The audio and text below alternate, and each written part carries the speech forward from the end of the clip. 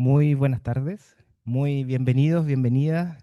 Saludamos especialmente a toda la comunidad académica que nos acompaña hoy en día, a los amigos de Patricio también, y a la decana de nuestra facultad, Magdalena Vicuña, profesora también que va a comentar este libro, a las autoridades de la Facultad de Arquitectura, Diseño y Estudios Urbanos, especialmente también al editor de este libro, Miguel Prieto, Patricio Gross, el compilador, familia también de quienes han realizado este trabajo, que también se encuentran presentes hoy en día, y a toda la comunidad académica que nos acompaña. Para dar inicio a este lanzamiento de este libro, este ejemplar, Corporación de Mejoramiento Urbano, la CORMU, em, la etapa fundacional, como les decía, editado por Miguel Prieto y compilado por Patricio Gross. Vamos a partir por los comentarios en esta ocasión. Entonces vamos a invitar adelante a Magdalena Vicuña del Río, la decana de nuestra facultad. Invitamos también a Francisco Díaz, el director de Internacionalización, Comunicaciones y Extensión de la Facultad de Arquitectura, Diseño y Estudios Urbanos, que como les decía anteriormente, van a comentar el libro y luego vamos a recibir palabras de Miguel Prieto, Patricio Gross, Luis Norambuena y Rodolfo Palma, que iremos presentando a medida que vayan pasando adelante. Eso, muchas gracias por acompañarnos hoy en día. Mm.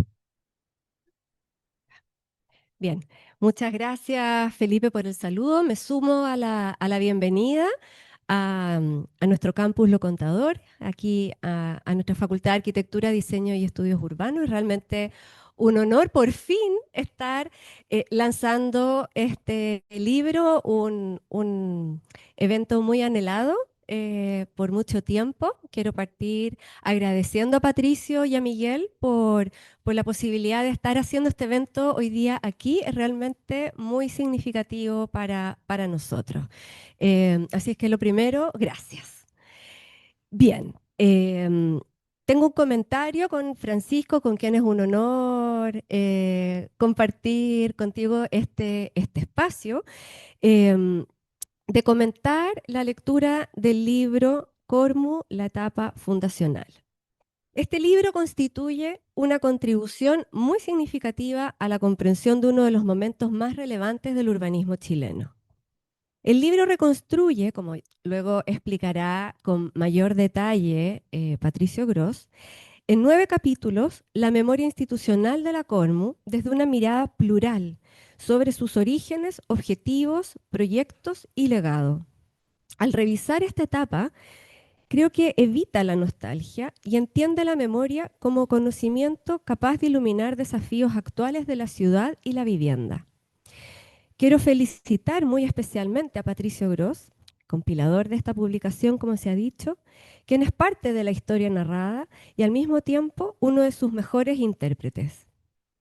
La trayectoria de Patricio Gross se encuentra además profundamente vinculada al desarrollo de la Universidad Católica, de esta facultad y del Instituto de Estudios Urbanos y Territoriales. Por eso es tan significativo para nosotros.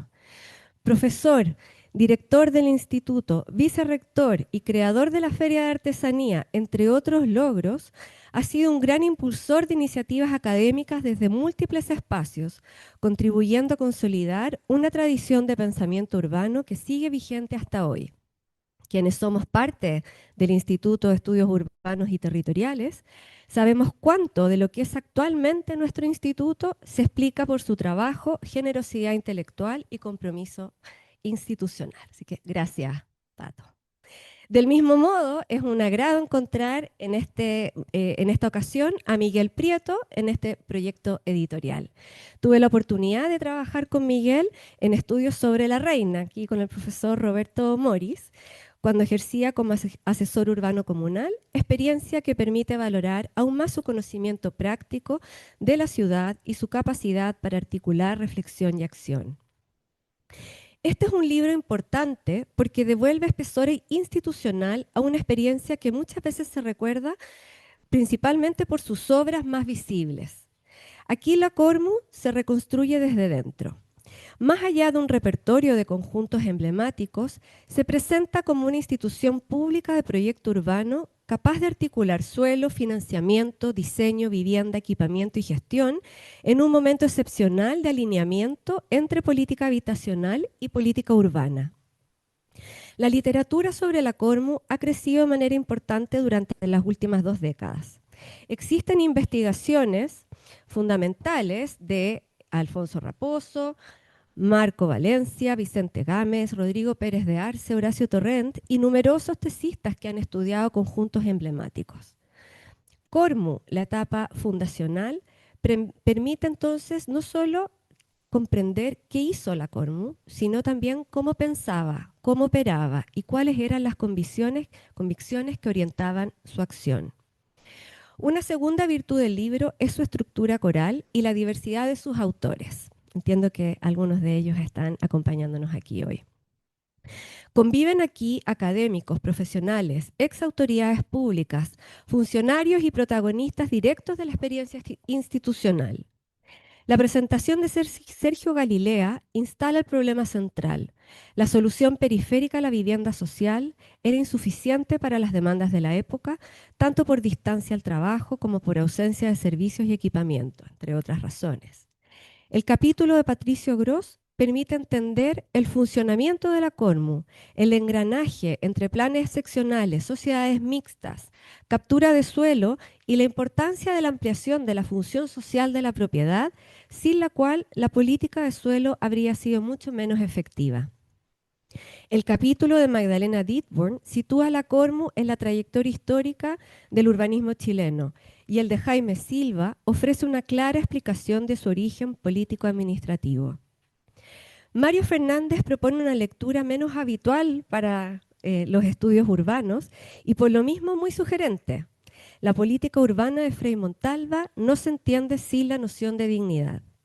Fernández parte por una convicción doctrinaria que vincula vivienda, barrio y ciudad con condiciones materiales mínimas para una vida decente. El capítulo de Palma, Rosas y Marín permite medir la distancia entre la promesa original y la vida posterior de los conjuntos San Borja y Mapocho Bulnes. Y el capítulo de José Rosas y Pedro Banen y su lectura del cuadernillo Cormu de 1968 organiza la experiencia en 3 escalas. En la micro, el módulo urbano, que propone renovar la manzana histórica sin expulsar habitantes. En la meso, diversas operaciones aparecen como proyectos de barrio, capaces de cambiar tipologías, densidades y usos de suelo. Y en la macroescala, la proposición preliminar de desarrollo físico del Gran Santiago revela una ambición metropolitana mucho más amplia que la imagen más conocida de la Cormu. El testimonio de Ernesto Lavé añade la capa de la cultura de proyecto. Aquí la Cormu aparece como un taller colectivo, donde jóvenes arquitectos piensan la ciudad, prueban hipótesis, revisan maquetas, discuten gráficas y diseñan conexiones urbanas. Este capítulo aterriza la épica del proyecto urbano en la materialidad de su operación. José Elías muestra que detrás de San Borja también hubo innovación financiera y Luis Norambuena revela la dimensión operativa de la Cormu, destacando finanzas, expropiaciones y demoliciones como soportes institucionales. El cierre de Patricio Gross y Miguel Prieto es muy actual. Plantean que el legado mayor de la Cormu no radica en el volumen de la obra, sino en haber concebido al Estado como actor capaz de intervenir en el mercado del suelo, formar reservas de terrenos, agilizar expropiaciones, regular especulación y dirigir inversión privada hacia fines urbanos y sociales. El contraste del modelo Cormu con el modelo post-Cormu permite ver con nitidez que la pregunta de fondo no es si hoy podría copiarse tal cual la corporación, sino qué parte de sus capacidades sería recuperable sin repetir mecánicamente su forma histórica. En los tiempos actuales, marcados por la fragmentación institucional y territorial, volver sobre la experiencia de la Cormu permite reflexionar críticamente sobre las capacidades del Estado para orientar el desarrollo urbano. Uno de los rasgos más notables de este periodo analizado en el libro fue la capacidad del Estado chileno para coordinar instrumentos de planificación, políticas sectoriales e inversiones públicas, articulando vivienda, transporte, espacio público e infraestructura en proyectos urbanos integrados. Desde la segunda mitad de los años 70 y con mayor fuerza durante los 80, la liberalización del desarrollo urbano, la reducción del rol planificador del Estado y la fragmentación sectorial transformaron profundamente la producción de ciudad. Como resultado, la planificación perdió capacidad de integrar dimensiones territoriales, sectoriales y decisionales, haciendo de la coordinación interinstitucional uno de los principales desafíos actuales y con los cuales como Instituto de Estudios Urbanos y Territoriales y como facultad estamos profundamente comprometidos. La lectura de este libro también invita a contrastar la experiencia de la Cormu con las formas contemporáneas de renovación urbana, algo lo cual yo he dedicado parte importante de mi tiempo como investigadora a analizar. La corporación operó mediante una lógica de proyecto urbano. Sus intervenciones se concebían a escala de sectores completos de ciudad. Muchas de estas operaciones requerían mecanismos de gestión de suelo y asociaciones entre el Estado y diversos actores para hacer posible estas transformaciones de gran escala. Hoy, en cambio, buena parte de las transformaciones urbanas se producen mediante procesos lote a lote. Sabemos que la densificación residencial intensiva o la verticalización ha avanzado con gran intensidad en numerosas ciudades chilenas, pero frecuentemente, si no la mayoría de las veces, carece de una visión urbana integral capaz de orientar sus efectos territoriales. La acumulación de proyectos individuales puede generar importantes incrementos de densidad sin producir necesariamente ciudad. La experiencia de las últimas décadas muestra que el mercado inmobiliario posee cierta capacidad para producir vivienda, pero enfrenta mayores dificultades para generar por sí solo espacios públicos de calidad, integración funcional o estructuras urbanas coherentes. Finalmente, el lanzamiento de este libro en la Facultad de Arquitectura, Diseño y Estudios Urbanos posee un significado especial. Nuestra facultad ha asumido el compromiso de contribuir activamente a la discusión pública sobre vivienda, ciudad y territorio. La reflexión sobre la Cormu dialoga directamente con esta misión. Nos recuerda que las preguntas sobre cómo habitar dignamente, cómo planificar ciudades más justas y cómo coordinar esfuerzos públicos y privados siguen plenamente vigentes. Como ha señalado el filósofo Emanuele Coccia, a quien invitamos a inaugurar el año académico 2026, gracias a las gestiones aquí de Francisco, él nos dice en su libro Filosofía de la Casa, toda casa es una realidad moral porque constituye el espacio desde el cual construimos nuestra relación con el mundo. Pensar la vivienda implica necesariamente pensar la ciudad que la contiene. En este sentido, el libro trasciende la reconstrucción histórica de una institución. Nos invita a reflexionar sobre los instrumentos, capacidades y proyectos colectivos que requerimos urgentemente para construir ciudades más integradas, equitativas y habitables. Esa es probablemente la principal virtud de este libro y la razón por la cual su lectura resulta tan pertinente hoy. Muchas gracias.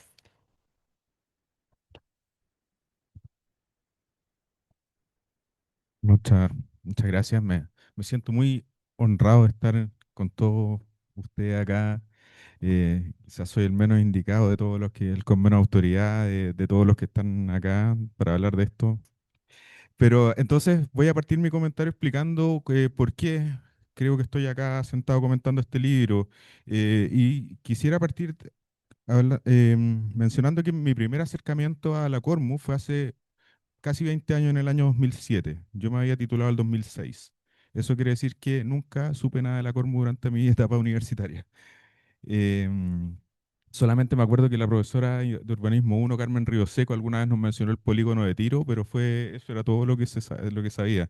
Entonces, el 2007 estaba investigando sobre los años 60 en Chile para un curso que me habían pedido dictar acá en la escuela, que tuvo, de hecho, la Vale Salgado lo tomó en ese momento como estudiante. Fue mi primera experiencia académica, o sea, como profesor. Y me acuerdo que me encontré con un artículo de Rodrigo Pérez de Arce publicado en el libro de los 100 años de la Escuela de Arquitectura UC, que se llamaba El Jardín de los Senderos Entrecruzados. Y hablaba de cómo en San Borja se habían combinado las trayectorias de las escuelas de arquitectura de Santiago y de Valparaíso. La parte de las escuelas de arquitectura, la verdad es que no me entusiasmó mucho, pero sí quedé fascinado con San Borja cuando leí eso. Por supuesto que conocía las torres, el barrio, de hecho en ese tiempo vivía por ahí cerca, pero no tenía idea de la historia que había detrás, de su concreción, del carácter visionario que tenía este proyecto. Así que ahí quedé con este bichito, dije, en algún momento le tengo que hincar el diente a este tema. Y eso no lo retomé hasta bastante años después, en específico el año 2016, cuando ya estaba a cargo de la revista RQ, para el número 92, que el tema era excepciones. Me acuerdo que le propuse a Rodrigo Pérez de Arce que republicáramos ese texto del 92. Y desde entonces es uno de los artículos más citados de la revista. Y si uno lo mira, de hecho en el libro aparece citado varias veces el artículo de Rodrigo de la revista, no de la publicación original del año 92. O sea, fue una buena idea republicarlo. Luego en el año 2019 me invitaron a ser uno de los curadores de la exposición Casa Chilena en el Centro Cultural La Moneda. Y ahí propuse que uno de los casos a analizar como casa chilena, como los mejores ejemplos o los ejemplos más relevantes de la casa en Chile, fuera la remodelación San Borja, porque me parecía que era uno de los más excepcionales que hay en el país. Y nos ocurrió que estábamos buscando para esa exposición mucho material original. Y descubrimos que lo único que había, o lo único que nos fue posible encontrar en ese momento fue el plano de colores que aparece en la AUCA 16 del año. No había más material disponible. Entonces dije, chuta, acá hay un vacío. Y ante esa ausencia armamos un taller de título el año siguiente con Ernesto Silva, en que el caso de estudio era San Borja. Y posteriormente le propuse a dos colegas, a Marí Peliovsky y a Gonzalo Carrasco, que investigáramos más a fondo San Borja, ya que parecía extraño que hubiera tan poco material de un conjunto tan importante. Entonces nos ganamos un Fondart en plena pandemia y nos pusimos a levantar un montón de material. Habían archivos públicos que estaban en ARNAD, en la actual Biblioteca de Santiago, en el archivo de la administración. Ahí encontramos todos los memos de la Cormu que existen, entonces podemos reconstruir la historia a partir de los memos y de los oficios, algunas cosas, algún material que había donado Patricio Gros a la biblioteca acá, al archivo FADEU, y algunos archivos privados también a los que pudimos acceder, sobre todo el de Ernesto Lavé, que fue fundamental. De hecho, gracias a esa investigación tuve la suerte no solo de conocer a Ernesto, sino también a Patricio. Y hicimos el libro después sobre San Borja, del que se extrajeron dos textos que aparecen en este libro y que me pone muy contento. Y lamentablemente no pude colaborar con este libro porque estaba escribiendo mi tesis de doctorado cuando fue y no pude, me da mucha pena. Pero bueno, posteriormente, de hecho, seguí estudiando la Cormu, esta vez en el marco de mi tesis de doctorado, que es la que comentaba recién, donde analizaba casos de organismos estatales que realizaban expropiaciones en gobiernos democráticos para renovar la ciudad. ¿Por qué es importante esto? Porque es más o menos simple expropiar terrenos para infraestructura, eso lo hace el metro todos los días, hasta el día de hoy, y también es fácil expropiar terrenos en dictadura, porque no hay resistencia, y dictaduras del color que sean. Pero lo difícil es hacerlo en el marco de gobiernos democráticos, y más aún, más difícil todavía es para construir vivienda, parques y servicios urbanos. Eso era bastante inusual en el mundo. Y la verdad es que no hay muchos casos, yo encontré solo tres. De hecho, y uno de esos es la Cormo, y la Cormo era el más sofisticado de esos tres casos que estuve en mi tesis de doctorado. Por eso que me puso muy contento saber que se estaba haciendo este libro y que lo estaba liderando Patricio, ya que justo él estuvo a cargo de la parte que más me interesa de la experiencia de la Cormo, que es la de cómo se conseguía expropiar suelo. Creo que era lo más interesante que tenía en mi opinión. De hecho, el propio Patricio lo menciona en su texto, él indica que, y abro comillas, la palabra expropiar en la práctica quedó vetada, debilitándose el concepto de la función social de la propiedad por sobre el interés individual por afectar intereses privados. Cierro comillas. Y después dice, y que lamentablemente un sector público con estas facultades, con estas proyecciones, hoy se ha perdido. Margarito Eidborn, en su texto, nos indica luego que, abro comillas, Cormu fue una apuesta política y social por repensar la ciudad desde una lógica integral, con el objetivo de modernizarla, hacerla más equitativa y responder a las nuevas urgencias urbanas, que convirtió a Santiago en un verdadero laboratorio urbano, sobre la base de un Estado que debía asumir un rol más activo en la resolución de los problemas habitacionales. Jaime Silva después explica que el Estado creó esta empresa autónoma y que en el caso de la Cormu ella estaba encargada de expropiar. Y también nos recuerda una frase de Eduardo Frei Montalva que resuena aún más en el escenario político actual. Cito a Silva citando a Frei Montalva, abro comillas. Nadie podría imaginar que el sistema democrático logrará subsistir si no se llevan a efecto reformas que corrijan sus actuales dramáticas diferencias. Pero distinto es que para salvarlo se comience por decapitarlo. Cierro comillas. En esa lógica, José Elías recuerda que las obras de la Cormu se financiaban casi íntegramente con el crédito del Banco Central. Es decir, que el financiamiento era del Estado. Y esa es otra cosa que hoy día nos parece imposible, pero que en un Chile con mucha menos plata, pero con mucha más humanidad y inteligencia, era absolutamente posible financiar desde el Estado. Esto lo reafirman Gross y Prieto cuando recalcan que la principal función de la Cormu era la adquisición y provisión del suelo urbano, y que para eso contaba con las competencias y el presupuesto para expropiar y participar activamente en el mercado de suelo. ¿Se imaginan escuchar algo así en una cuenta presidencial, como la de ayer? Hoy en día, para cerrar, quiero destacar un par de puntos que mencionan Ernesto Lavey y Patricio Groba en sus textos y que me parecen muy pertinentes para el hecho de estar aquí celebrando el lanzamiento de un libro sobre la Cormu en sus primeros años en el Campus Lo Contador, en un cuarto piso que mira al cerro y en una ceremonia organizada en conjunto por la Escuela de Arquitectura y el Instituto de Estudios Urbanos y Territoriales de la UC. Primero cito a Ernesto cuando dice que en la Cormu, abro comillas, se creó un ambiente de arquitectos, no planificadores. Cierro comillas. Y luego lo recalca cuando recuerda que el paso bajo nivel de Santa Lucía se realizó, abro comillas, sin ninguna planificación, sin Ministerio de Transporte, sin Ministerio de nada. ¿Por qué me interesa esto? En 1969, yo ando por ahí con el documento, lo tengo, lo traje, lo saqué de la biblioteca, el Centro Interdisciplinario de Desarrollo Urbano, el CIDU, que era la casa y el previo al Instituto de Estudio Urbano, organizó un seminario sobre megaproyectos en Santiago. E invitó a varios directivos de la Cormu, principalmente a Nicolás García y Jaime Villalta, pero también estaba Patricio presente en esa ocasión, según dicen las transcripciones. En ese seminario se dio una discusión muy intensa, según indican nuevamente esas transcripciones, entre el SIDU y la Cormu. El SIDU estaba en un lado y la Cormu estaba en otro. La discusión era que el SIDU defendía la planificación urbana y la Cormu apostaba por el diseño urbano. Y esa discusión aún no se ha saldado y creo que es súper bueno que persista. Me parece que es una decisión en la que no es necesario tomar partido, porque siguen ambas siendo aproximaciones sumamente válidas, que de hecho se materializan en esta propia facultad. Por ejemplo, cuando el Instituto de Estudio Urbano está abriendo una carrera de planificación urbana, mientras la Escuela de Arquitectura tiene desde el 2007 un magíster en proyecto urbano que se basa en la idea de desarrollo urbano, de diseño urbano, perdón. Y lo último que quiero destacar es lo que menciona Patricio en su texto cuando dice que en la Cormu, abro comillas, el ambiente que vivíamos se parecía más a un taller universitario de arquitectura. Y esto me parece súper importante, porque en un momento en el que algunos discursos políticos critican a las universidades y en que muchas escuelas solo tratan de imitar el trabajo profesional e incluso de profesionalizar la educación, los integrantes de la Cormu nos dicen que era más entretenido el ambiente universitario y que eso era lo que les gustaba. O sea que la universidad parece que no era tan terrible como nos intentan hacer creer. La gracia de trabajar en la Cormu era justamente que se parecía a la universidad y no al revés. Creo que solo por recordarnos eso, este libro ya justifica su importancia. Nos interpela a desear que ojalá tuviéramos algo parecido a la Cormu hoy, pero mientras tanto nos invita a disfrutar y proteger este increíble espacio que tenemos que se llama universidad. Así que los invito a eso. Muchas gracias.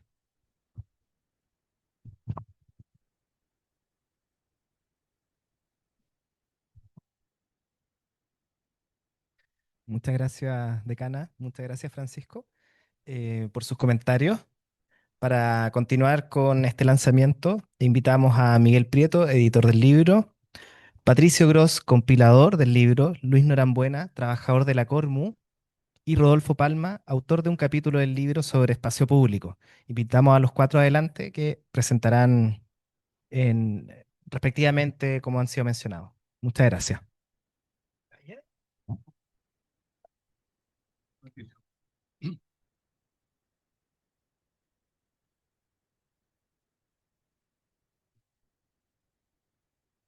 Un sábado en la mañana,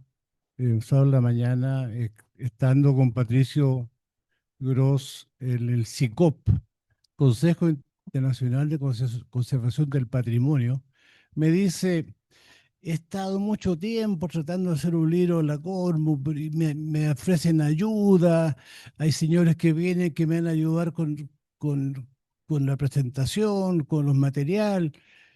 Y yo lo escuchaba a Patricio y le dije, mira, yo he editado varios libros. ¿Te parece que lo editemos el libro de la Cormo? Hace 2 años y medio atrás. Eh, bueno, fue un trabajo largo, eh, de- con muchos equipos funcionando en paralelo, algunos bastante flojos para avanzar y otros hacían la tarea en los tiempos. Hacer un libro tiene toda una mecánica y una forma de trabajar, porque no solamente es conseguir los textos, sino además hay que ver que tenga cierta coordinación, cierto hilo conductor, ¿cierto? Y finalmente, digamos, lo que es la publicación misma, y tuvimos la ayuda de un gran diagramador, ¿cierto? Y una imprenta bastante buena. Eso para empezar. Y Patricio, tú. Gracias.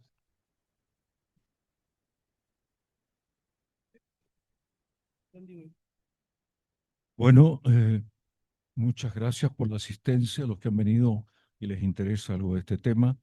Creo que aquí hay mucha cosa que se puede eh, meditar, contemplar, y lo más importante es tratar de alguna manera de volver a poner en práctica, ¿no? Eh, Gracias, Miguel, por tus palabras. Y bueno, yo aquí tengo un breve texto relativamente corto que quiero leerles porque me parece.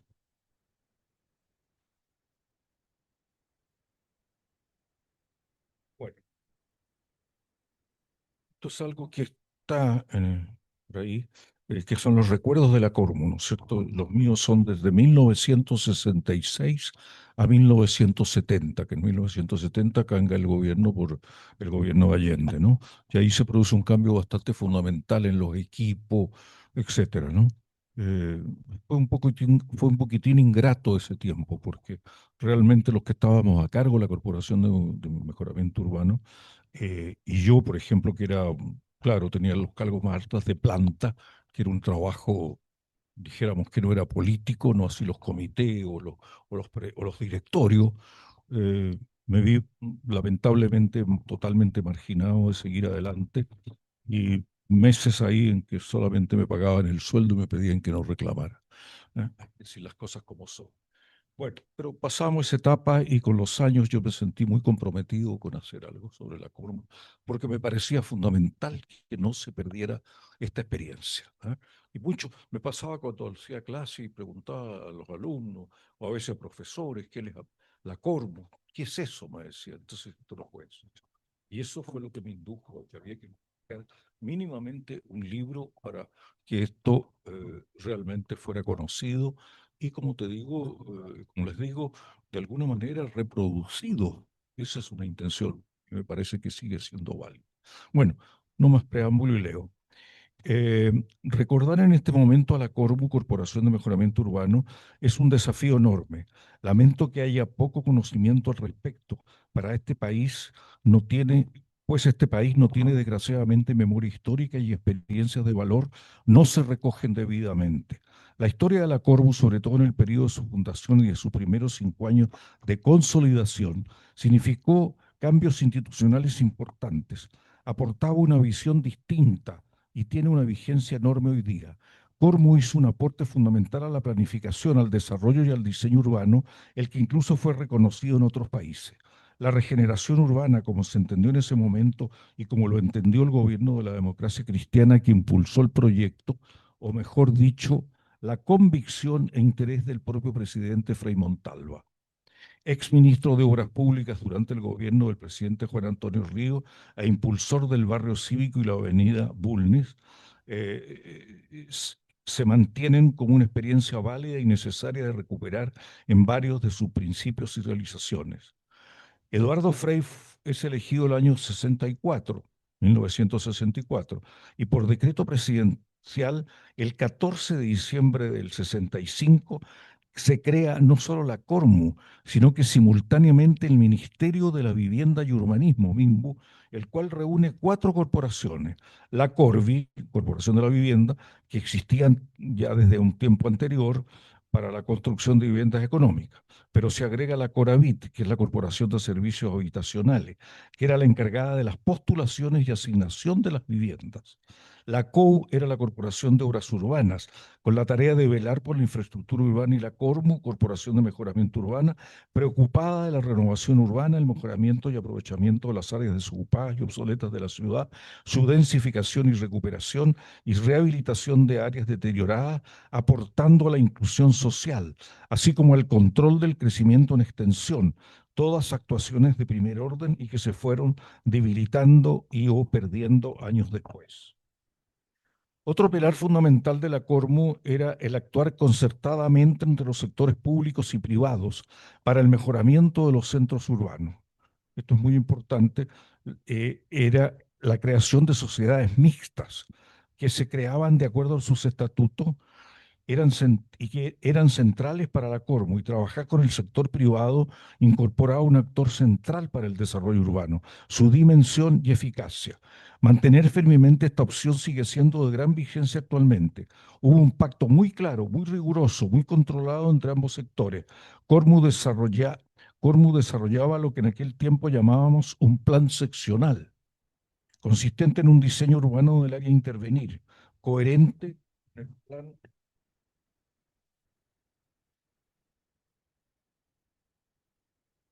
con el plan regulador comunal y aprobado por el respectivo municipio. Adquiría los terrenos, la CORMU, por distintos medios y se concertaba con el sector privado, tanto con profesionales del diseño como con las respectivas empresas constructoras, para la edificación de viviendas y equipamiento en las áreas de construcción e infraestructura, y siguiendo las directrices urbanísticas y programáticas emanadas de la institucionalidad pública, CORMU y MIMBU. Posteriormente, al momento de vender los inmuebles, la CORMU ofrecía oportunidades a sectores de la población desplazada del centro de la ciudad, por la intervención que llevaba a cabo, a áreas dotadas de equipamiento, servicios y movilidad, y ampliando significativamente su accionar, lo que además permitía regular al menos en parte la especulación inmobiliaria. Así se encaró la remodelación San Borja y muchas otras más a lo largo de Chile, llegándose en algunos casos a crear sociedades mixtas, como la que se firmó con la empresa constructora Ábalos y González, y con la cual se construyeron las 3 torres que están al comienzo de lo que ahora es el Parque San Luis, o Araucano. Los proyectos se asignaban de acuerdo a lo que cada empresa interesada postulaba, incluyendo, por supuesto, la calidad arquitectónica acorde con el plan seccional y los anteproyectos que la CORMU entregaba previamente. Si bien un jurado interno seleccionaba las propuestas, también decidía la ubicación que se les asignaba a cada una, como lo fuera en el caso del San Borja, paralelamente con el número de edificios que postulaba cada empresa. No podemos dejar de mencionar entre las asociaciones con las que se desempeñaba la CORMU, las que se convenían con los municipios del país para el desarrollo de sus comunas. Surgieron así las sociedades CORMU municipios, en que la presidencia era ejercida por un funcionario de la corporación y la vicepresidencia normalmente por el respectivo alcalde, junto a un directorio mixto formado por 6 directores, 3 de cada institución. Fui presidente de 2 sociedades mixtas, Cormutalca y Córmula Florida, y director de otras 2. Entre ellas recuerdo la de San Antonio. Se debían viajar a cada localidad 2 veces al mes para reunirnos con el alcalde, los directores y el respectivo gerente, contando con una oficina donde se llevaban a cabo las operaciones comerciales y administrativas. Todo ello manejado como una empresa de carácter privado, sujeta a los estatutos y la legislación respectiva. La CORMU, normalmente aprovechando su capacidad expropiatoria, aportaba los terrenos y la municipalidad su capacidad reguladora para licitar los proyectos después de ejecutados. En ese momento eran muy requeridos los parques industriales en las comunas del país, así como revelaciones del tipo San Borja, aunque en menor escala, símbolo de modernidad para las ciudades regionales, como años después se repetiría con el Paseo Ahumada del alcalde Meigis. Se ejecutaron el Parque Industrial de la Florida en calle departamental y el Parque Industrial de Talca a la entrada de la ciudad, entre otros, muchos otros proyectos de gran significado, como en Concepción y Viña del Mar, siguiendo el modelo asociativo. Todas estas iniciativas fueron llevadas a cabo en muy poco tiempo, en no más de 4 años. En el proyecto del San Borja, el primero que encara y ejecuta la CORMU, al igual que en la gran mayoría de sus proyectos de mejoramiento y renovación urbana, surge la pregunta: ¿por qué las torres? La torre de vivienda significaba la posibilidad cierta de densificación y como una solución habitacional digna a partir de la disponibilidad de sitios cereazos con destino no agrícola, públicos y o privados, en que muchos de ellos eran terrenos fiscales o de empresas o organismos del Estado, necesarios en algunos casos de adecuar a las normativas a pesar de contar con la centralidad del caso. No eran comunes las torres en la ciudad de Santiago de mediados de los 60, aunque poco antes se habían levantado las torres de Tajamar de la Oficina de Arquitectura Bresciani y Valdés Castillo Huidobro. Era una experiencia novedosa. En el San Borja se constituyen como una eficaz herramienta del Estado para enfrentar los tipos de problemas a los que estamos refiriéndonos, ya llevada a cabo con éxito y experiencia en muchos lugares del mundo desarrollado, marcando la tónica y el perfil de ciudades completas. ¿Y por qué llegamos a una torre de 20 pisos y de 22 por 22 metros de base, con 6 departamentos por piso y de 70 metros cuadrados cada uno? Dicha torre fue una decisión que se tomó después de un estudio previo muy detallado sobre la disponibilidad técnica y económica que tenían al menos algunas empresas constructoras chilenas de la época, con el fin de contar con un número mínimo de ellas para construir suficiente y llevar a cabo los concursos de oferta. Eso parece curioso hoy día, pero no habían empresas que pudieran construir torres. Era muy escaso. El único ejemplo que teníamos eran las torres de Tajamar, pero no habían empresas que tenían la capacidad, las grúas, todo el expertise para hacer edificios de altura. Y eso lo fomentamos nosotros. Eh, Solo así se podía ir para arriba, solo así se podía ir para arriba, construir en altura, mirando la capacidad real que teníamos disponible.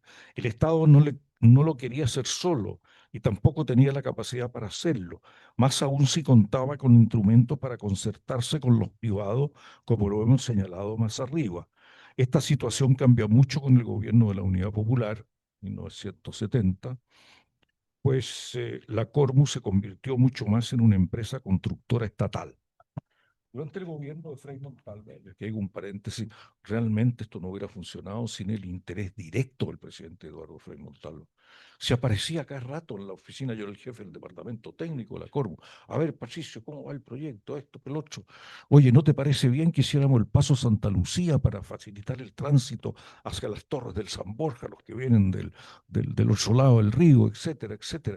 Oye, era una cuestión impresionante, una simpatía, una empatía, podríamos decir, maravillosa, que nos alentaba. Y aparecía solo con su chofer, como te digo, en nuestros talleres con cierta frecuencia. Muéstrame cómo va el proyecto, cómo va esto, cómo va lo otro. Eso era muy importante, ese impulso que daba el propio presidente de la República, ¿eh? Y nos enaltecía mucho trabajar así. ¿Qué mencioné? Esta situación. Ya, durante el gobierno de Frei Montalva, como se comentará, se trató de hacer una labor conjunta y concertada con los privados. Eso es muy importante. Nunca nos olvidamos de los privados, siempre tratando de asociarnos con ellos, de incorporarlo en una acción junta.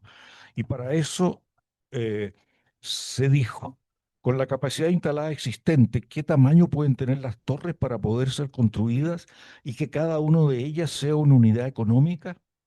La llamamos unidad económica aludiendo a la idea de que hay empresas que tienen capacidad económica instalada y técnica para postular a construir un edificio de esta altura, de esta magnitud, de este tamaño, de este costo, de esta inversión y que sean rentables. Estamos hablando de años atrás. Habíamos concluido que en Chile había un grupo de empresas capaces de construir edificios tipo torre y venía el desafío del diseño arquitectónico. ¿Por qué 20 pisos y no 25? ¿Por qué no 30? ¿Por qué no 15? En un intento por densificar lo más posible dentro de límites aceptables de bienestar, llegamos a la conclusión de que había capacidad instalada en el país para construir edificios de 20 pisos, de 22 por lado y 6 departamentos por piso como lo por pisos, como desde los 70 o 70 metros cada uno, dejando el primer piso para comercio y equipamiento. Otro aspecto que parece importante tener presente es la modificación del artículo número 10 de la Constitución Política del Estado.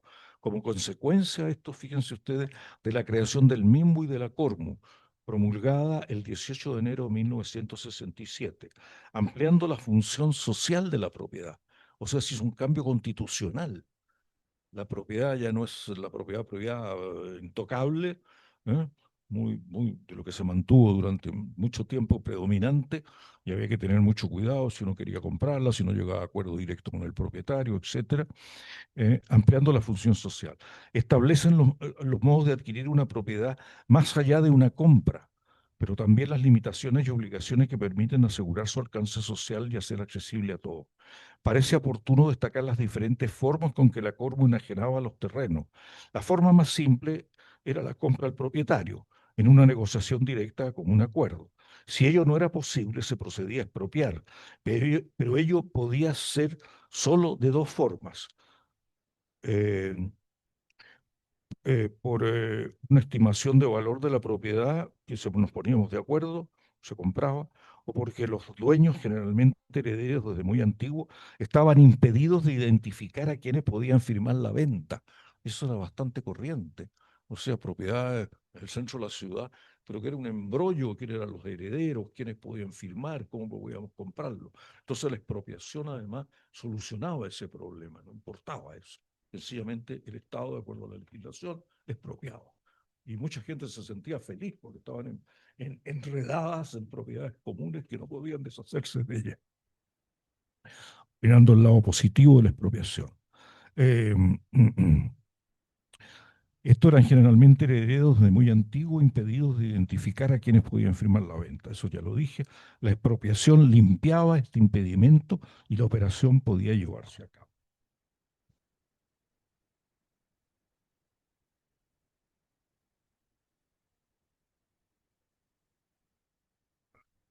Si bien la Cormo era una corporación autónoma con financiamiento y capital propio, la relación con el gobierno mismo suponía una serie de dependencias y obligaciones, como por ejemplo no poder decidir independientemente la expropiación de un bien. Que hacía la Cormo. Dicha decisión debía pasar previamente por la División de Desarrollo Urbano, DDU del MIMB, quien debía declarar la propiedad a expropiar como un bien de utilidad pública. O sea, nosotros estábamos haciendo los estudios, nos parecía que era un lugar que debía expropiarse, pero no podíamos llegar a hacerlo. Teníamos que someterlo esto al Ministerio de la Vivienda, quien declaraba esa propiedad como de utilidad pública. Y en ese caso actuábamos. En este último caso, una comisión existía la posibilidad o contenciosa, es decir, a través de un juicio. En este último caso, una comisión de hombres buenas, comisiones tasadores de propiedades, proponía un valor, considerando la opinión de la Corte y del propietario, resolviéndose finalmente las diferencias que pudiese haber ante los tribunales respectivos. Pero cuando ello sucedía, existía la facultad de consignar una parte del valor de la propiedad y tomar inmediatamente posesión de la misma. Esta disposición, que permitía a la Cormo operar con mucha efectividad, fue una de las que primero se congelaron después del golpe militar del año 1973. O sea, podíamos tomar, y después venía un juicio, cuánto había que pagar, pero podíamos actuar desde ese momento, y si esto era necesario, se llevaba a los tribunales. No era actuar así lo que se nos ocurría a nosotros que había que pagar, o basado sin embargo en estudios.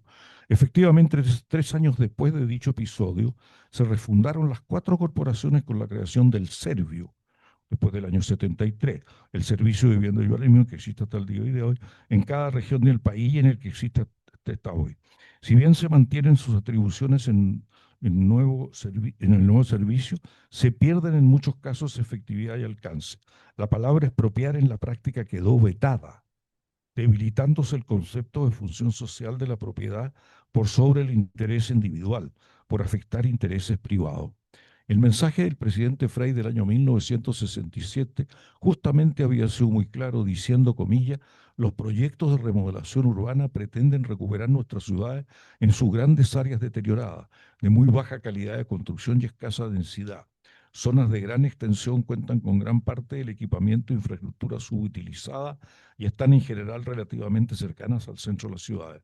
Al proponer estas remodelaciones se obtendrán ventajas, como controlar y disminuir el ritmo de crecimiento periférico, permitir el aumento de densidad, mejorando al mismo tiempo el equipamiento comunitario y las zonas de esparcimiento, disminuir los problemas del transporte público, permitir la eliminación de los focos de deterioro existentes, el mejor aprovechamiento de equipamientos de escuelas, parques, cines, hospitales, comercios, mayor número de habitantes de la ciudad que de esta manera podrán tener acceso directo e inmediato a dicho servicio.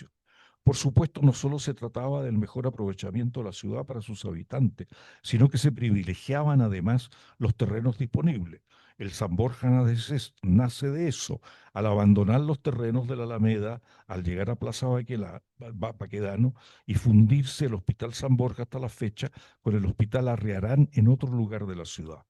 O sea, se produjo casi el milagro que junto con partir se trasladó el San Borja, se fusionó con el Arriarán y nos encontramos con un terreno maravilloso desocupado. El ex Fundo San Luis, ¿eh? Que se construyó sobre un terreno público de cajas empleados particulares no construido y que contaba con un proyecto muy antiguo de viviendas unifamiliares. Dicho terreno fue adquirido antes del año 70 y el proyecto lo desarrolló el arquitecto Miguel Ayquem de Cormo. Se construyó bajo el gobierno de Salvador Allende, perdiéndose desgraciadamente propuestas urbano-arquitectónicas que no se hicieron, como los huertos familiares que poblaban una parte significativa del terreno, ¿eh? Y el Parque Central, demostrando con ello una preocupación muy grande por las áreas verdes, aunque con un nuevo sentido. La Corvo recibe también el encargo de asumir la administración del Parque Metropolitano, conocido como Cerro San Cristóbal en la época. Empiezan grandes obras bajo la directa intuición del arquitecto Gastón Saint-Jean, primer vicepresidente de la Corme, y absolutamente comprometidos con la iniciativa. Se instala la irrigación del parque, se inicia una vigorosa reforestación, se mejoran caminos y equipamientos y en la Casa de Cultura Nahuac, donada anteriormente por el gobierno mexicano, empieza a funcionar nuestro recordado taller del subdepartamento de Urmaní. Se vivía allí un ambiente extraordinario de gran camaradería, en que muchos de nosotros nos conocíamos de antes como arquitectos, y a veces los otros habían sido alumnos nuestros, con una relación difícil de asociar a la que normalmente tiende a entenderse como servicio público, y donde la palabra burocracia parecía no existir. Entusiasmo y entrega total a la tarea encomendada, enfrentados a proyectos de una escala que un arquitecto del sector privado jamás o muy difícilmente va a tener la posibilidad de encarar. Teníamos entre las manos el país entero. Un sector público con estas facultades, con estas proyecciones, haciendo planes seccionales, concepto que hoy se ha perdido. El San Borja era un seccional, el San Luis era un seccional. Estaban también los otros planes, Santiago Poniente, Estadio Nacional, Parque Isabel Riquelme, proyectos algunos que quedaron en estudio. Estaban proyectos en ejecución hacia fines del año 70, Lo Hermida, el Parque Industrial La Reina, Colón Oriente, San Luis, Inés de Suárez, Remodelación Providencia, San Pedro, El Cerro, el Barrio Independencia, el Estado UC, Cerro Blanco y proyectos del Barrio Cívico de Santiago. Se probaron e intentaron otros proyectos como el Country Club, el Club Hípico, el Parque Cousiño, la Quinta Normal, el Cementerio General y el Cementerio Católico. Un hermoso proyecto era el llamado por su autor, Jaime Bellalta, módulo urbano, que a partir de nuestra ciudad tradicional en Damero, de 1 o 2 pisos de viviendas deterioradas y de muy baja densidad, abordaba su intervención construyendo en el centro de la manzana, que normalmente estaba desocupada, para luego trasladar allí a los habitantes de la periferia de la manzana, sin tener que abandonar el barrio, y posteriormente abordar en baja altura la remodelación del perímetro de la manzana original, y con la posibilidad de que pudieran volver sus antiguos usuarios.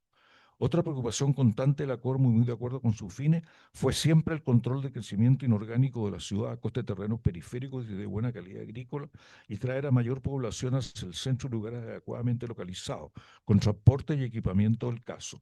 Nos hicimos la pregunta, ¿cuánto del crecimiento urbano puede ser absorbido por políticas de mejoramiento y renovación urbano? Difícil pensar y sostener que con dichas medidas se acabaría el crecimiento en extensión.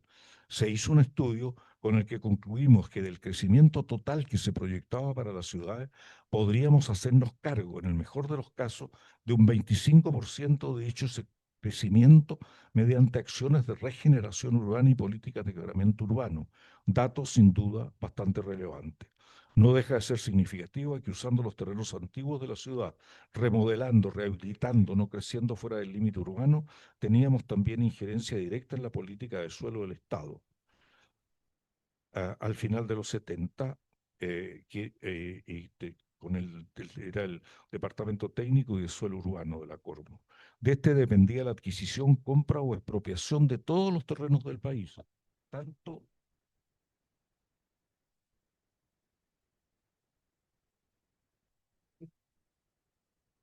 para nuestros proyectos como los de la Corvi para la vivienda social, excepcionalmente para algún privado cuando se estimaba que había un alcance social en dicha adquisición a través de nuestro subdepartamento de terrenos, con un gran equipo de tasadores expeditos y que se conocía en el territorio nacional como la palma de las manos. Había aquí un trabajo, un misterio muy profundo, que se planificaba y proyectaba lo que la Cormu podía aportar, directa o indirectamente, al crecimiento más armónico de la ciudad y el país. La Cormu partió a mediados de 1966 con un directorio que se mantuvo inalterable los 4 primeros años, compuesto por los arquitectos Gastón Saint-Jean, Nicolás García y Miguel Andrade, en Serrano 45. Hacia fines de dicho año, esto me lo salto, otro arquitecto y yo fuimos los 2 primeros funcionarios del subdepartamento de urbanismo, sumándonos al ya mencionado subdepartamento de terrenos, el que desde antes existía en la Corvi y que con la nueva institucionalidad pasó a formar parte de la Corvo, configurando ambos el departamento técnico bajo la dirección del arquitecto Jaime Bellalta. Paralelamente partía el departamento de operaciones bajo la dirección de José Elías y la división jurídica. En la Cormo, al llegar primero fui jefe del subdepartamento de urbanismo y después del departamento técnico y de suelo urbano, cuando Jaime Bellalta, que ocupaba este cargo, pasó a formar parte del directorio de la institución, luego de haber dejado de ser vicepresidente Gastón Senyán, asumiendo en su reemplazo el también arquitecto Jaime Silva, el último del gobierno de Fray Montalva. Las oficinas de la Cormu se trasladaron al edificio Copacabana en la Alameda, frente a la calle Estado, los últimos 2 pisos, y ocupado el resto por estacionamiento, pero nuestra oficina taller seguía en la Casa de la Cultura en Aguac, en el Cerro San Cristóbal. El cerro, después bautizado como Parque Metropolitano, empezó a depender de la Cormu desde que ésta se fundara la Cormu, la que le dispensó ingentes esfuerzos y el financiamiento para recuperarlo y sobre todo forestarlo. Al cerro subíamos en una micro todos los días y bajábamos en la tarde, y el ambiente que vivíamos más se parecía a un taller universitario de arquitectura. Muy pronto llegó el arquitecto Ernesto Lavé, encargado de nuestro proyecto estrella y primero que desarrollábamos totalmente, el San Borja, así como el resto de los profesionales, entre los cuales no puedo dejar de mencionar a Sergio Miranda, mi profesor en la Católica, a Pablo Gutiérrez, Eugenio Gutiérrez, Tadacia Say, Adriana Yebauer, Eliana Bajos, Patricio Hermosilla, Cristian Bosa, Jorge Lich, José Musar. Estos 3 últimos después formaron su oficina de arquitectura Bosa, Lich, Musar. Estos últimos exalumnos míos, junto a otros cuyos nombres no tengo presente en este momento. Como he señalado, jamás habría imaginado lo que podía ser trabajar en el sector público, tantas veces vilipendiado en medio de una hermosa camaradería y enfrentando trabajos de una envergadura que difícilmente un profesional puede enfrentar en su actividad privada. Posteriormente, nuestra oficina, taller, se trasladaría al ex consulado de la Embajada Británica, calle. Mantengo un inmenso cariño por la Cormu, guardando sus recuerdos, pero sobre todo creo que es una experiencia que de ninguna manera deberíamos olvidar para bien de nuestra ciudad y nuestros ciudadanos. Esa es la motivación, además, para escribir este libro. Un episodio que creo de interés recordar por sus especiales características. Antes de terminar estos recuerdos y testimonios, lo que me tocó vivir en el extranjero, representando a la Cormu y que muestra el grado de reconocimiento que había alcanzado como institución técnica en materias urbanas. Bueno, aquí cuento un cuento que me lo salto, que cuando en el año 70 hubo un gran terremoto en Perú, que se cayó la ciudad entera, eh, me pidieron que yo asistiera y vivía en una carpa y porque no quedaba nada parado para diseñar la nueva ciudad.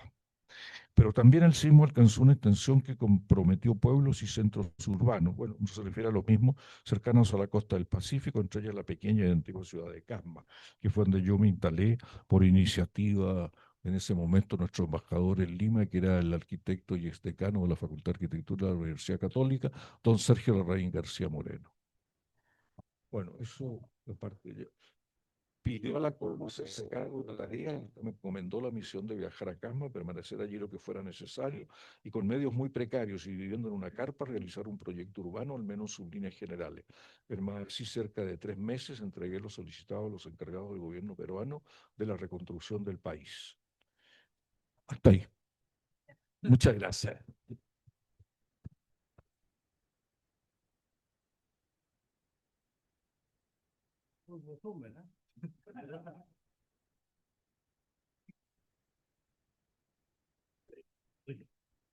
¿Aló? ¿Me escuchan igual o no? Porque además soy sordo. Porque graba. Ya, bueno. La verdad, yo soy constructor. Aquí la mayoría, y tal vez soy el único constructor que hay aquí. Todos demás son arquitectos y mi hijo que está acá es ingeniero, creo yo. Los constructores tenemos la diferencia con los arquitectos, que le llevamos a la realidad lo que piensan los arquitectos.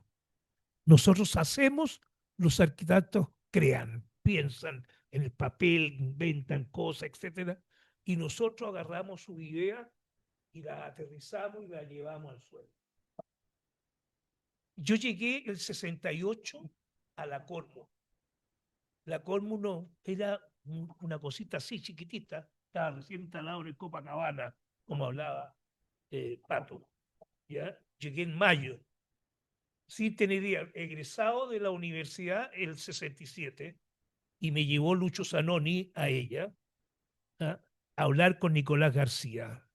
Y Nicolás García, le conté cuál era mi experiencia, no tenía ninguna cosa, pero tenía mucho entusiasmo. Podía ser un buen constructor y me gustaba hacer cosas. Y él se entusiasmó y me dijo, mira, qué bueno que pienses así. La Cormu estamos en eso, estamos en pañal, estamos partidos. Y necesitamos gente de ese tipo. Comenzamos a trabajar, yo con Pepe Lía en el departamento de operaciones, nada que ver con el departamento de operaciones, ¿ah? Tenía que ver con construcciones, y ahí Pepe Lías decide trasladarme a mí, a Ricardo Berliner, al departamento técnico, a trabajar con ellos.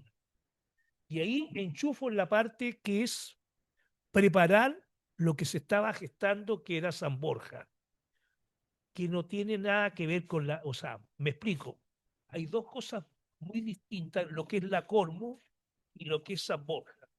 San Borja es una aterrizada, una gran aterrizada en terreno de lo que era Santiago.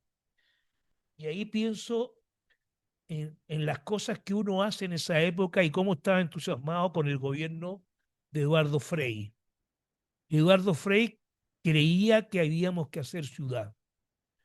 ¿Ya? Santiago, la verdad, que era un pueblo, era un gran pueblo. Si ustedes se fijan en la época antes del 60, Santiago crecía en dos ejes. De norte a sur, gran avenida, y se construía casa hasta San Bernardo. Y para el norte, hasta Conchalí. En el eje oriente-poniente, para el sur, o sea, para el poniente, llegaba hasta General Velasco, pero pegado a la Alameda. Y para el oriente era Providencia, que llegaba hasta el Canal San Carlos, e ir a Razabal.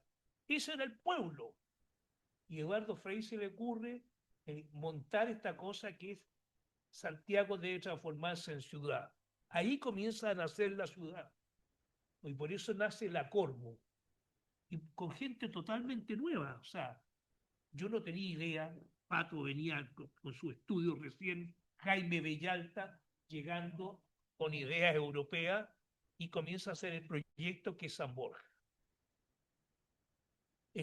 Cuando comenzamos a aterrizar San Borja, lo que teníamos que hacer era dónde íbamos a hacerlo. Y la tarea que me encargan a mí es hacerme cargo de las demoliciones de todas las zonas donde se va a construir San Borja. Piensen ustedes que ¿cuánto se llama esta fuente soda? La fuente alemana estaba en los edificios en en la Alameda con Vicuña Maquena, un poquito hacia abajo, eran los edificios, era un conjunto de construcciones que era del arzobispado. Esa casa de 2 pisos, maravillosa, europea, etcétera, etcétera, pero era de 2 pisos. Y ahí comenzaba San Borja hacia abajo, la calle Pedregal, etcétera, etcétera. Cuando me entregan a mí lo que tengo que encargarme del asunto, comenzamos a diseñar con Richard qué hacemos, cómo demolemos. Bueno, San Borja no tenía problema en términos de que era un gran paño, pero tenía tantos materiales antiguos, pero eran materiales nobles. Por ser en el San Borja estaba lleno de pino oregón, material muy usado. Y se nos ocurre la idea, oye, ¿por qué no vendemos estos materiales a las empresas que demolían? Se lo propusimos a Pepe Lía. Pepe le dijimos, podemos demoler, pero vendiendo las construcciones. Y se las entregamos a empresas demoledoras y ellos nos pagan la plata y lo que sobra le metemos máquinas, sin tocar, arrasamos con eso. Y eso hicimos. Nos metimos en San Borja y lo vendimos entero. Le dábamos en San Borja se dio un mes a las constructoras, los sectorizamos, participaron, creo que fueron 3 empresas, y sacaron todo lo que podían sacar. Y después métale máquina. Pero antes de meter máquina, teníamos el problema, los ratones. San Borja era una construcción que tenía más de 100 años. Metimos la derratización, ya, y metimos máquina, y antes de meter máquina, comenzaron a salir ratones de las alcantarillas. Me van a creer que ustedes en ese momento existía solamente la diagonal Paraguay, el pedazo que está detrás de la Católica. Llegaba a Portugal y ahí se achicaba, ¿ya? Que era la zona que teníamos que apropiar nosotros para abrir diagonal Paraguay también, ¿ya? Y esa parte se achicaba. Bueno, cuando abríamos, hicimos la demolición de San Borja, que después nos agregamos con el hospicio, ¿ah? En la noche, con el asunto, sentían las máquinas, los ratones, y comenzaban a salir de las alcantarillas. Ustedes hubieran visto cómo estaba el pavimento de asfalto, las pisadas de ratones. Eran cientos o miles de ratones que se arrancaban. En la mañana, cuando nos tocaba, estábamos a las 8 de la mañana instalados ahí, veíamos cuando salían ratones de alcantarilla que no habían visto nunca la luz, ¿ah? Porque salían, ¿ah? Y chocaban con cualquier cosa, eran ciegos, totalmente ciegos, la luz del día los enseguecía. Eso era el San Borja. Por otro lado, tuvimos que comenzar a ver cómo expropiábamos o cómo desocupábamos la parte donde teníamos que seguir construyendo, sobre todo en la zona de la continuación de Rancagua, en el fondo, ya hacia Vicuña Maquena, y toda la zona pegado a la escuela de arquitectura actual, donde al frente de la escuela de arquitectura hay unas torres, ahí está la calle Pedregal, que tenía una salud en L. Partía en Alameda, daba una curva y salía a Portugal. Y toda esa zona era una manzana llena de casas de muy pobres. Deben haber habido unas 300 y tantas familias. Ahí entra la Coravit, que era el organismo, como decía Patricio, que pertenecía originalmente al Ministerio de Obras Públicas, ¿ah? Que le entregaba la gente a la Corvi para que se fueran a vivir. Pero una cosa totalmente al lote. Como ahora teníamos todo coordinado, Coravit trabajaba coordinado con nosotros y comenzó el trabajo de levantar cómo la gente que vivía en estas viviendas, eran 300 y tantas familias, eran verdaderos conventillos, eran verdaderas tomas en el fondo, verticales o de vivienda, donde la gente pagaba arriendo miseria. Me tocó una casa, creo que en el libro lo digo ahí, una casa que tenía 3 pisos o 2 pisos. Vivían 15 familias. Y yo revisando estas cosas, preparando la demolición, antes con gente y todo, fui a recorrer, me metí en esa casa y llegué recorrí el primero, segundo piso, 12 familias. Y me fui a ir y me dice, se me acerca uno de los habitantes y me dice, espere, me dice, en el subterráneo hay más gente, pero ¿por dónde? Me lleva al baño de las 12 familias, ya, que estaba en un segundo piso y otro en el primero, y la del segundo piso tenía una escala, y por ahí suba, me dijo. Y arriba vivían 3 familias más. Eso era la zona de San Borja. Demoler todo esto fue toda una aventura, pero ante todo eso, erradicar las 300 y tantas familias, ¿cómo lo hacíamos? La Corvi le asigna a la gente o a la Cormu le entrega todas las viviendas necesarias y para eso habían 2 grandes remodelaciones que se estaban terminando, que era San José de Chuchunco, que estaba en General Velázquez, y la otra en la población Rizomachol, que era de edificio. Y ahí teníamos que erradicar las 300 y tantas familias, que para ellos fue una gracia recibir viviendas nuevas, porque en las condiciones que vivía era terrible, ¿ya? Y me acuerdo haber hecho en varios grupos de gente, como los preparamos en grupo, ir a las despedidas para trasladar a esta gente. Fue una maravilla. El llanto de la gente de recibir casas nuevas, porque se las fuimos a mostrar, estaban pero fascinados de este asunto. Llega el día de la erradicación, ¿cómo lo hacemos? Preparamos, hablamos con don Gastón Sanján, que era el vicepresidente, le dijimos, don Gastón, hable con don Juan Hamilton para que le pida a Juan de Dios Carmona camiones del ejército. Y nos prestaron casi 40 camiones, ¿ah? Que lo tuvimos 2 fines de semana para trasladar a toda la gente. ¿Ya? La operación, grandes grupos de personas, cada camión venía con 3 pelados, con cripto en esa época, para que ayudaran a la carga. Y esta erradicación era masiva.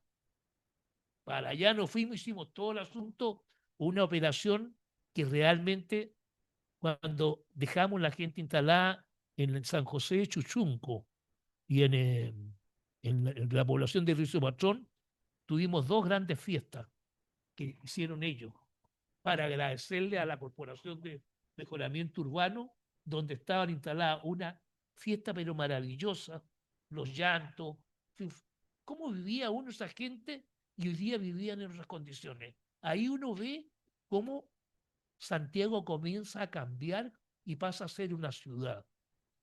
Eso lo veo, me paso a la Colmo ahora, me tocó también romper y hacer el paso inferior Santa Lucía. El paso inferior Santa Lucía no existía. La calle Carmen chocaba en donde están las construcciones del Cerro Santa Lucía, ahí chocaba.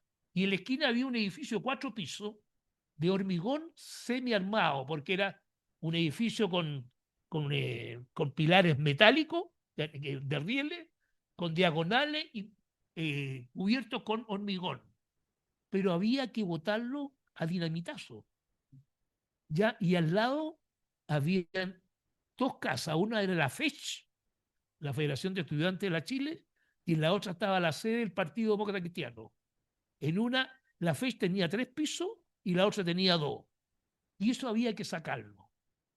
Me acuerdo que lo más jodido fue la demolición del edificio, que teníamos que dinamitar 2 veces al día por medio lo hacíamos, ¿ya? Para botar el edificio, parábamos la Alameda, 10 minutos, 15 minutos, con carabineros parábamos, por los 2 lados, dinamitazo y con cargador frontal o recho, limpiábamos rápidamente todo lo que botábamos y dejábamos el tráfico. Eso se hacía en la mañana y después en la tarde. Lo hacíamos una vez a la semana o una vez cada 2 días y después preparábamos de nuevo la dinamita, pum, pum, y hacíamos el golpe. Y así molimos y ahí tenemos hoy día el paso inferior Santa Lucía. Cuando comenzamos a hacer el paso inferior Santa Lucía, con todos los planos y todas las cosas, por eso son tan importantes los planos, comenzamos a hacer las excavaciones del paso inferior. pero le entregamos todos los antecedentes a la constructora, creyendo que eran oficiales, pero como en Santiago en esa época las soleras, los límites de solera se corrían fácilmente, nos entregaron unos datos falsos. Y en una de esas tantas cosas, en esta excavación, nos pasamos a llevar un, un paquete de teléfonos que eran algo de 800 o 1000 teléfonos que tenía Santiago, los cortamos, porque no estaba en los planos. O sea, ese dato no estaba y no lo habían puesto. Tuvimos esa parte del teléfono, tuvieron una semana trabajando para reponerlo. O sea, esa era la novedad, cómo se trabajaba en esa época. Me tocó también la demolición y preparar la demolición de Santiago, Santiago Poniente, que se llama aquí Mapocho Bulne. Otra linda expropiación, pero distinto el procedimiento. Ahí consistía, se iba a construir un conjunto en una fábrica, en una bodega de Chilectra, en esa época era la empresa de electricidad de la época. No era Chilectra, era, bueno, no me acuerdo, pero era una media manzana. Y ahí se construyeron edificios y al lado la gente que vivía en Mapocho Bulne se le encuestó y se le trasladó a estas construcciones para desocupar donde ellos vivían, que también se demolió. Bueno, en esa cosa a mí me llega el asunto ya, al final me toca a mí también en este trabajo la revisión de todos los proyectos de agua potable, alcantarillado, etcétera, y San Borja estaba unido todo con una galería de ductos. Usted no saben de esa historia de los ductos, que también tiene un trasfondo político, ya lo vamos a ver. ¿Ya? Era una galería ducto que conectaba todas las torres por debajo, enterrado. Cabía una citroneta dentro. Podían dar una citroneta y todas las cañerías de agua potable, de alcantarillado, de calefacción, porque usted sabe que San Borja tenía una central térmica. Jaime Bellalta, con sus conocimientos ingleses, ¿ah? Se le ocurrió la idea que para abastecer y trabajar un poco, que la gente tuviera calefacción, instala una central térmica en la calle Rancagua, casi llegar a Vicuña Maquena, que después se demolió y se construyó. Se construyeron construcciones ahí. Pero en esas cosas había por estas cañerías. Esta red de ducto unía todos los edificios por debajo. Y que después, lo que es la vida, lo usó la DINA.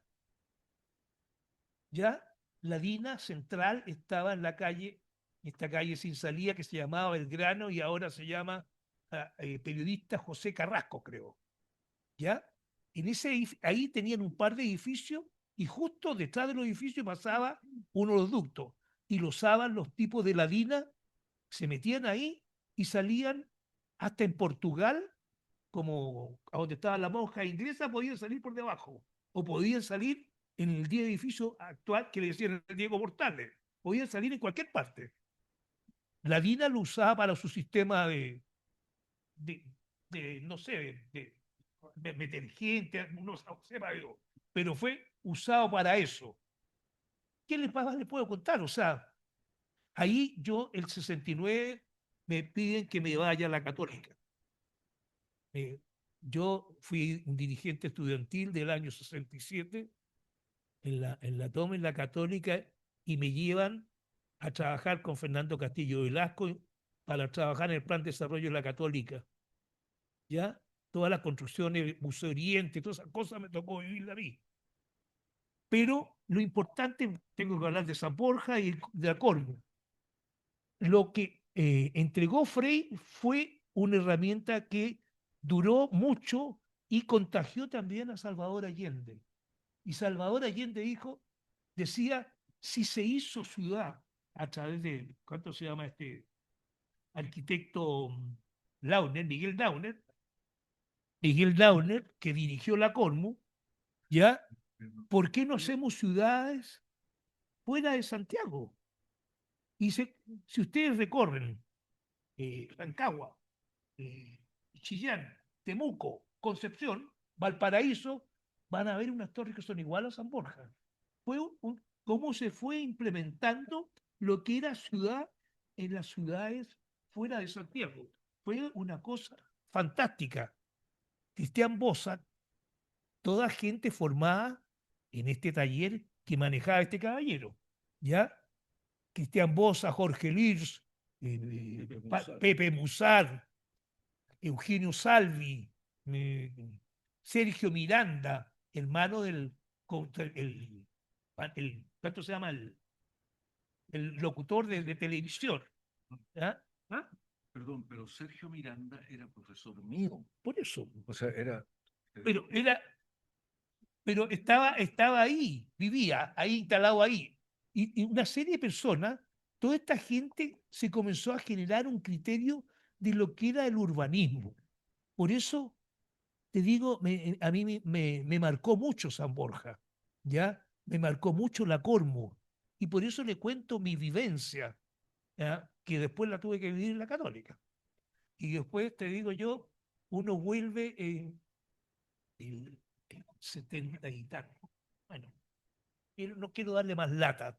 Yo creo que creo que le he contado cómo se hizo San Borja y cómo lo que fue la Cormu. Una pena que la Cormu se haya acabado, ¿ya? ¿Ah? Que la hayan eliminado por una tontera, pero que creo que después los gobiernos democráticos, con la Dirección de Desarrollo Urbano, pasó a ser un poco la Cormu, ¿ah? Un poco, pero en miniatura. Y, Servio, ¿ah? pasó a ser serbio. Bueno, pero los Seremi, un poco el Mimbu, y cada uno tiene su departamento de desarrollo urbano en cada región. Eso sería todo. Te toca.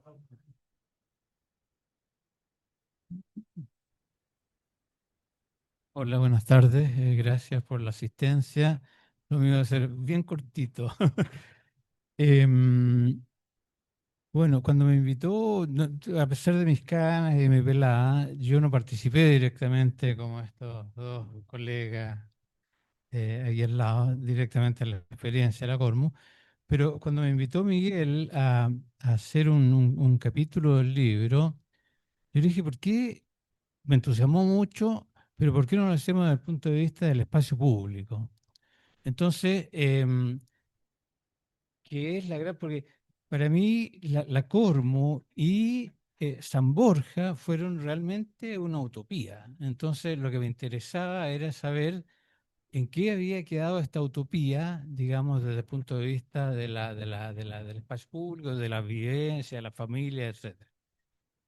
Y entonces, bueno, la utopía donde se cruza, ya se ha dicho, dos cosas fundamentales, es decir, un Estado que finalmente piensa en resolver la situación de la vivienda social, no solo la vivienda de las familias más vulnerables, sino también una vivienda más de clase media que a mitad de los años 60 del siglo pasado venía emergiendo con mucha fuerza. Entonces, se junta esa necesidad social, político-social, resolver este problema con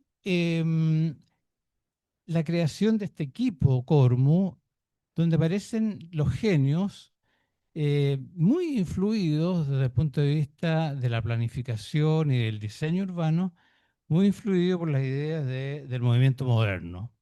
Y entonces se juntan esas dos corrientes fuertes, fundadoras, y nace entonces el proyecto de la Corp. Y, y principalmente, digamos, San Luis, ¿sí? Que fue el otro muy importante, que desgraciadamente ya no queda nada, queda solo un pabellón que hace poco, un par de años, hubo un concurso para transformarlo, etcétera. Em, pero diferente a Mapocho Poniente, Bulnes Mapocho, perdón, a Recoleta, etcétera. Es decir, la Cormo es una especie de piloto, pero piloto, digamos, espectacular en el sentido de la mezcla de las cosas, pero también de la concepción del espacio público. Es decir, se invierte la matriz. Es decir, la matriz es un espacio público muy generoso, muy bien organizado, muy bien resuelto, muy bien proyectado, etcétera, con las torres insertas en este sistema de espacio público y los otros volúmenes más bajos, etcétera. Bueno, es decir, entonces eso me interesaba. Primero, esta cosa de la utopía, cómo se armó esta Y, utopía, estas dos Rodolfo, grandes ideas. un detalle importante. Como no se inscribió el espacio público de San Borja, no se inscribió como espacio Sí, público, un alcalde por ahí puso varios edificios entre medio y liquidó el espacio público. claro.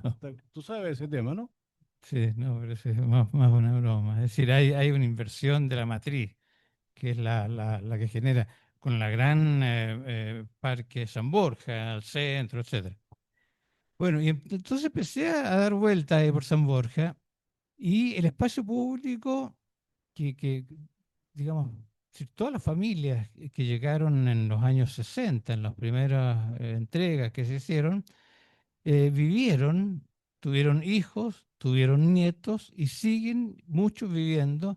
Y entonces, ¿cuándo empezó el deterioro? El deterioro del espacio público empieza ya un poco en los 90, cuando surgen toda una serie de tribus urbanas en Santiago que encuentran este espacio público espectacular para sus propias actividades. Por ejemplo, el grupo de skaters iba, ¿no?, a la Plaza del Pedregal con sus patines, sus cosas, etcétera, y tenían batallas campales con los vecinos, porque los vecinos no soportaban la bulla, el desorden, la cosa.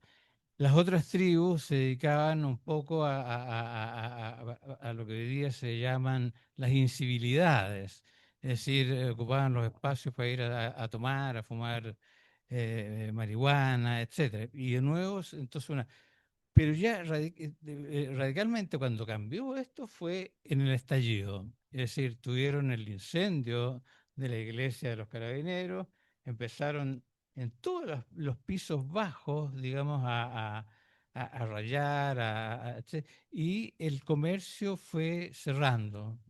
Hoy día, por ejemplo, la Plaza del Pedregal ya no tiene comercio en sus bordes. Y entonces surge el tema de enrejar todo. Las primeras rejas son, cada torre instala su reja en su propio perímetro y después se instala una reja más grande que involucra diferentes números de torres, 4, 5 torres, etc. Entonces los habitantes se ven obligados a primero abrir los candados, ¿no?, de la reja más pública, abrir el candado de su propia torre y después finalmente llegar a sus departamentos.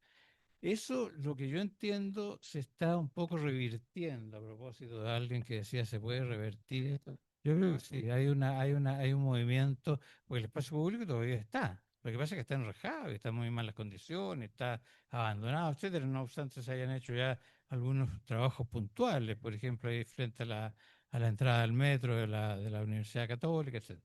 Entonces yo creo que es posible revertirlo. Es decir, porque las torres en sí, desde el punto de vista de la arquitectura, desde el punto de vista de la materialidad, desde el punto de vista de la calidad del espacio de cada uno de los departamentos, son muy buenas. Los servicios, ¿no?, la calefacción, todavía funciona, el agua potable, los ascensores fueron remodelados hace algunos años, etcétera. Entonces, desde el punto de vista, digamos, de la habitabilidad, eso está en perfectas condiciones.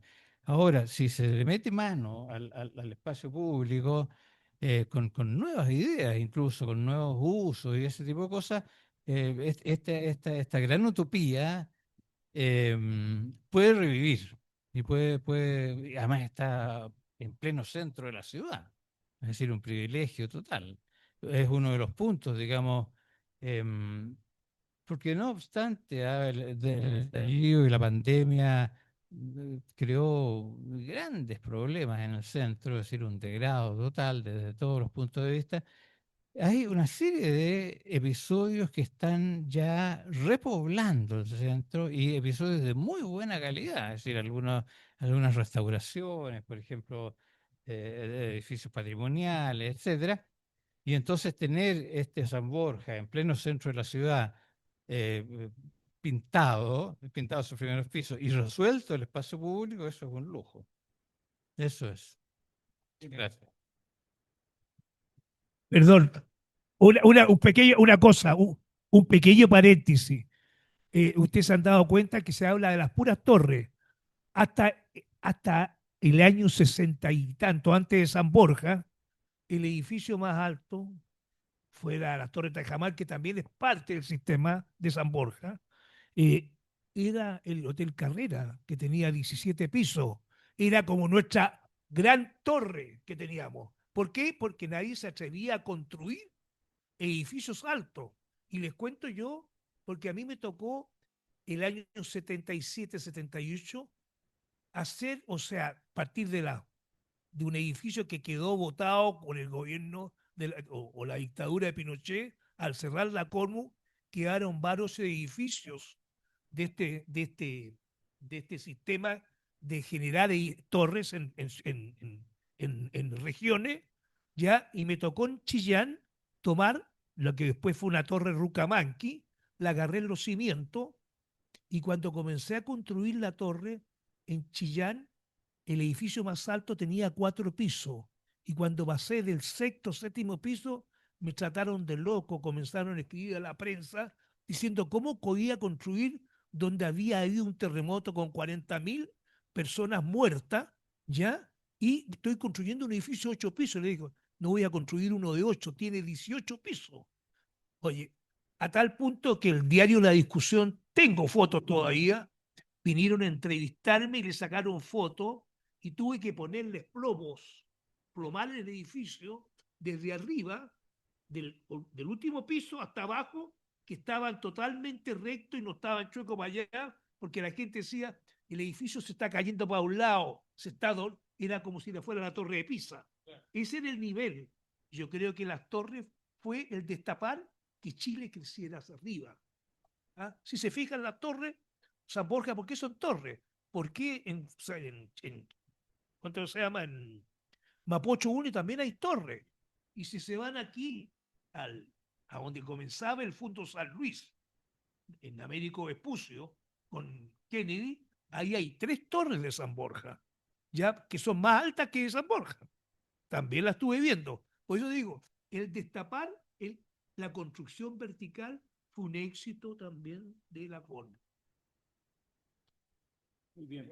Miguel. Bueno, Yo fui el editor, sería, voy a cerrar, don Patricio. No, muy cortito como un dato nomás. Esto de las torres fue obra, las trajo aquí a la Cormu Jaime Bellalta.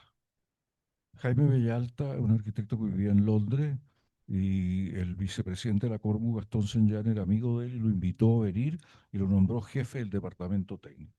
Después pasó a ser parte del comité directivo de la Cormu.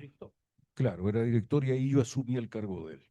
Entonces, él venía muy mentido con un proyecto que no sé si usted ha venido a hablar en Londres, en la orilla del Támesis, que se llama The Barbican, un proyecto de torres, de Barbican.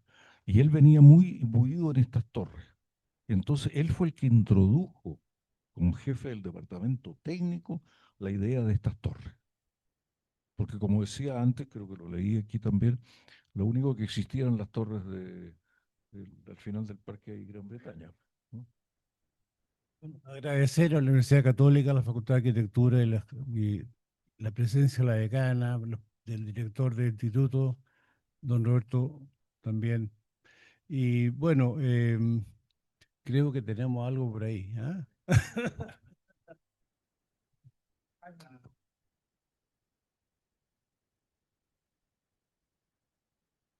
Muchas gracias, Miguel, Patricio, Luis, Rodolfo, por este gran cierre. Y aprovechamos a agradecer, como decía Miguel, a Arturo Orellana, el director del instituto, por recibirnos en esta terraza.